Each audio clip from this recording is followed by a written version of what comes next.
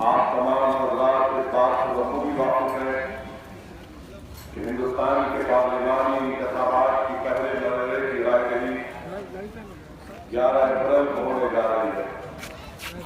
इस इंतखाबी मुहिम का ये आखिरी जलसा है और कल इख्तिताम को पहुंचेगी इंतखाबी मुहिम।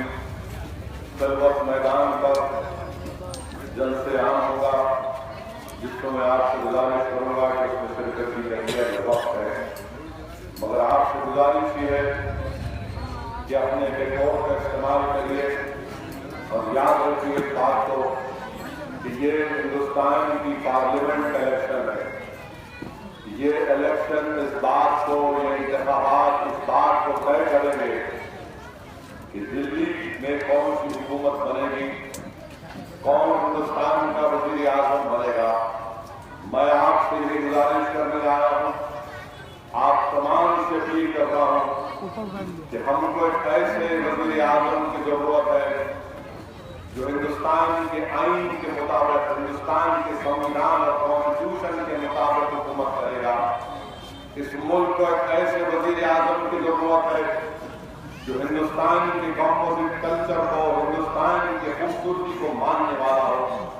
हमको ऐसे वज़ीर आज़म की जरूरत है, अगर गाय के नाम पर किसी को मारा और पीटा जाएगा तो ऐसा वज़ीर आज़म चाहिए जो दौड़ता हुआ मारने वालों के खिलाफ एक्शन लेगा और मजलूमों के साथ करेगा। हमको ऐसे वज़ीर आज़म की जरूरत है जो हिंदुस्तान के गरीब और कमजोरों का साथ देगा। हमको ऐसे वज़ीर आज़म की जरूरत है जो गरीबों को, उनके नौजवानों को रोजगार फराहम करेगा। हमको ऐसे वज़ीर आज़म की जरूरत है जो हिंदुस्तान की खूबसूरती को समझता हो और उसकी खूबसूरती में निखार ला सकता हो।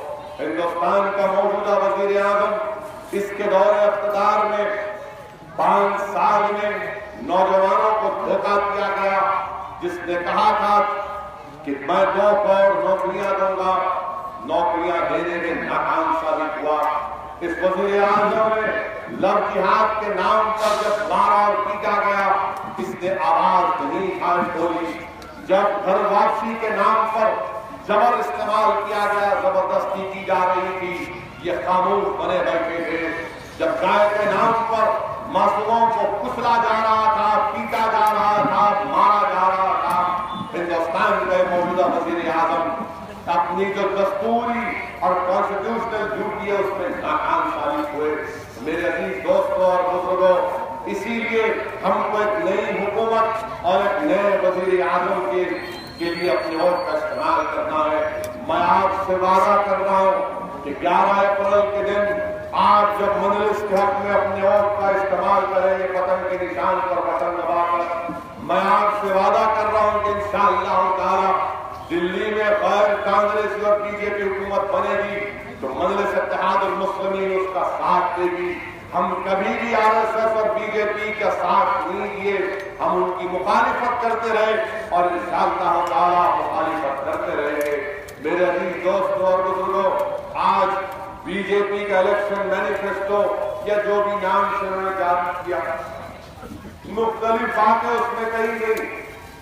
हैरतअंगेज बात तो यह है कि नरेंद्र मोदी ने अपने बीजेपी के उस मैनिफेस्टो में कहा कि साबरी माला का जो मसला है, क्योंकि वो अकीदे का मसला है, उसको कॉन्स्टिट्यूशन के लिहाज से उसको प्रोटेक्ट किया जाएगा, तहफ़्फ़ुज़ किया जाएगा।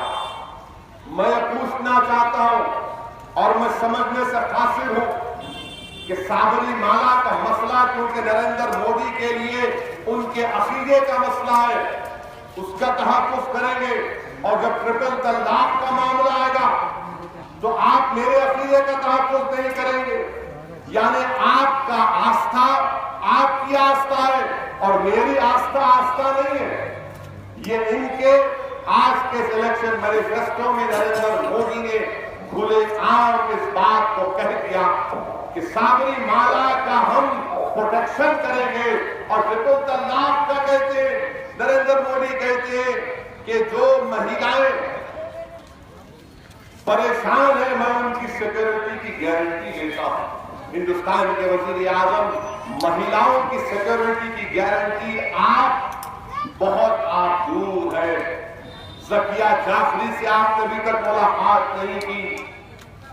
वो बच्ची इकबाल बानो जिसका रेप हुआ था, आप ही तो चीफ मिनिस्टर थे, आप ही तो चीफ मिनिस्टर थे कि हजारों की तादाद में लोग मर गए।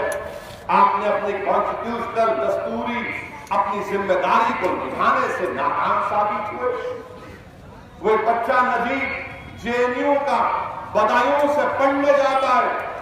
रात में इन्हीं की बीजेपी के एबीवीपी तंजीम के नौजवानों ने नजीब को मारा। नजीब अब तक गायब है, नजीब गायब है। कभी नजीब की मां को बुलाकर दिलासा दे देते आप तो हम भी यकीन करते कि महिलाओं की सिक्योरिटी की गारंटी आप ले रहे हैं। मेरे भाई, ये और दूसरी बात ये कहते हैं कि मैं आर्टिकल 370 निकाल दूंगा, 35A निकाल दूंगा।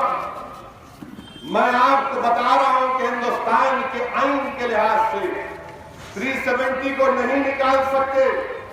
और मैं उन तमाम लोगों से अपील कर रहा हूं जो नरेंद्र मोदी को वोट दिए, मैं उनसे भी मुखातिब हूं, जरा होश के नाखुन लो। जिसके पास 280 MP हैं, जिसके पास 320 से ज्यादा लोकसभा में मेजॉरिटी है, वो 370 को खत्म नहीं कर सका। जिसने महबूबा मुफ्ती के साथ कश्मीर में हुकूमत बनाई, 370 को नहीं निकाल सका। अरे तुमको धोखा दे रहा है, तुमको झूठ बोल रहा है। नरेंद्र मोदी झूठों की फैक्ट्री के चेयरमैन है और झूठ की इजाद करना इनके दाएं हाथ का खेल है। ये नौकरियां नहीं दे सके मगर झूठ को फैला सकते। 370 नहीं निकलेगा, 35A नहीं निकल सकता, क्योंकि जम्मू कश्मीर दूसरे प्रिंसली स्टेट से मुख्तलिफ है। एसेशन हुआ है, मर्जर नहीं हुआ है। ये हमारे संविधान बनाने वालों ने कहा, मैं नहीं कह रहा हूं। और फिर आप ये बात करते हैं किस लिए? सिर्फ जज्बात में लाने के लिए लोगों को। अरे ये आपको धोखा देने की बात कर रहे हैं। ना 370 निकलेगा, ना 35A जाएगा, बल्कि आप सोचिए हमारे मुल्क की खूबसूरती क्या है।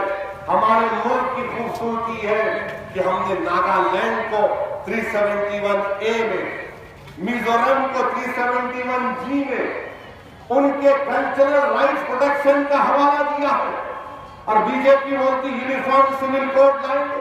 चैलेंज कर रहा हूं, यूनिफॉर्म सिविल कोड क्या होगा बोलो मोदी, जरा यूनिफॉर्म सिविल कोड का एक्सप्लेनेशन दे दो। मैं हमारे हिंदू भाइयों से सवाल कर रहा हूं, क्या आपके पास दया भागा और मिताक्षरा स्कूल ऑफ थॉट नहीं है? जैसा सुन्नियों मुसलमानों में हनफी है, शाफाई है, हम्बली है, मालिकी है, अहले हदीस है, शिया है, हमारे हिंदू भाइयों में दया भागा और मिताक्षरा स्कूल ऑफ थॉट।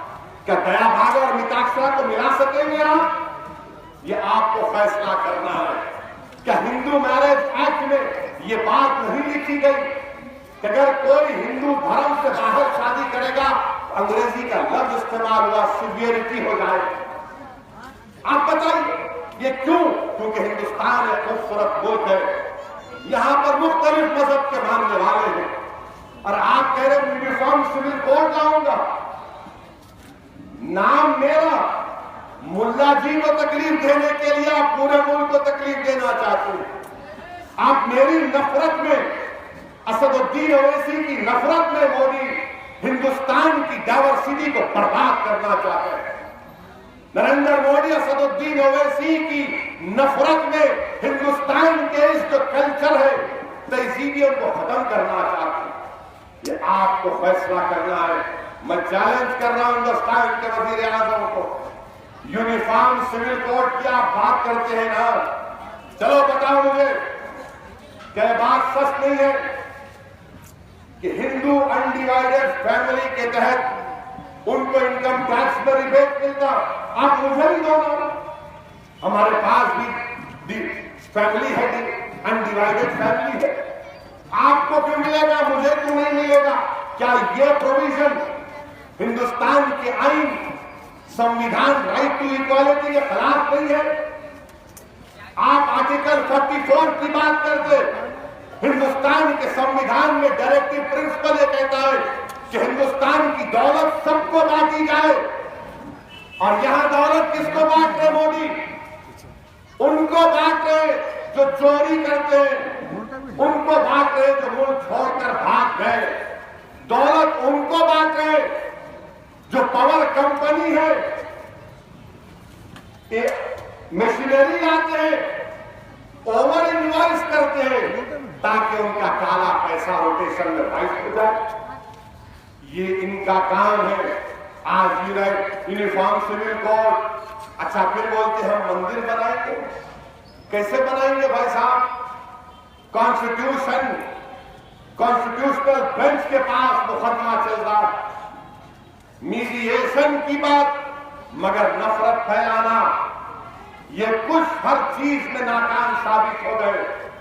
नोटबंदी की बात आई तो नोटबंदी के वक्त मैंने कहा था 500,000 की नोट जब गायब हुई तो ये किराना स्टोर की दुकान जिसका नाम पटेल किराना स्टोर है, ये मामा पान शॉप, ऐसे कई कारोबार करने वालों के कारोबार मुतासिर नहीं हुए, बर्बाद हो गए, क्योंकि ये कैश पर कारोबार करते थे।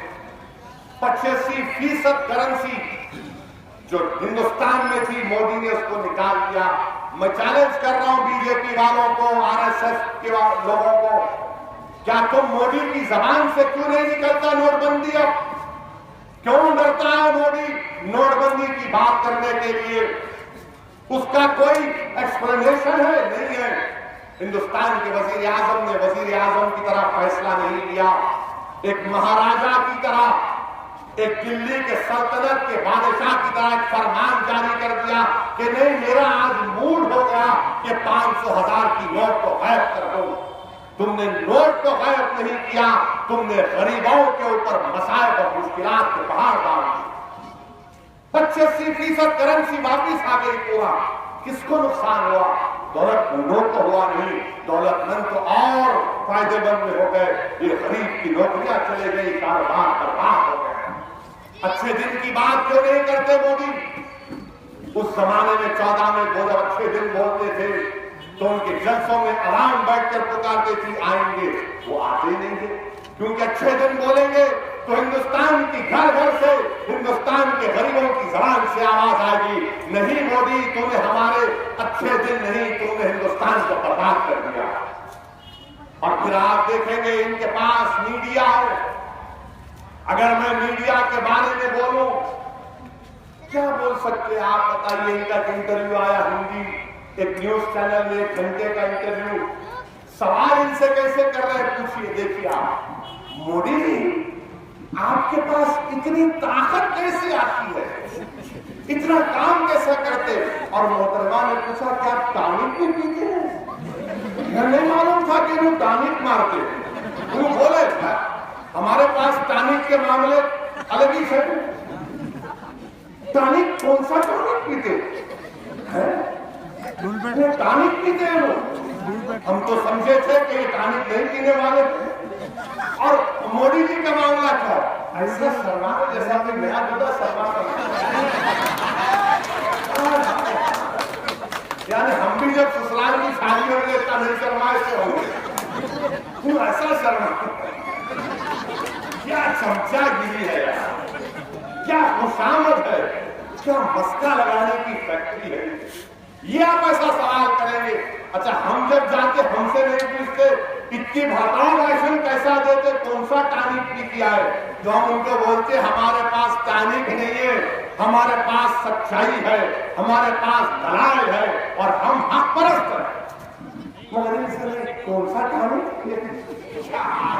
आप रोजा रहते, आप खाली पानी पीते हैं, पूरे देश को भूखा रखिए, पूरे देश को प्यासा रखिए, वो सवाल नहीं पूछ रहे, मगर आप खाली पानी पीते। वाह क्या जर्नलिज्म है आपका, आप तो जर्नलिज्म को बर्बाद कर देंगे। बहरहाल मेरे अजीज दोस्तों, वक्त 10 बज चुके हैं, करीब है, आधा मिनट बाकी है। मैं आपसे वादा कर रहा हूं कि पूरी गुफ्तगू इंशाअल्लाह ताला कल खिलवत के मैदान में होगी। मेरी आप तमाम से गुजारिश है कि मजलिस इत्तेहादुल मुस्लिमीन का साथ दीजिए, पत्थर के निशान पर बटन दबाइए। एक नई हुकूमत और एक नए वज़ीर आज़म को बनाना है। शुक्रिया खुदा।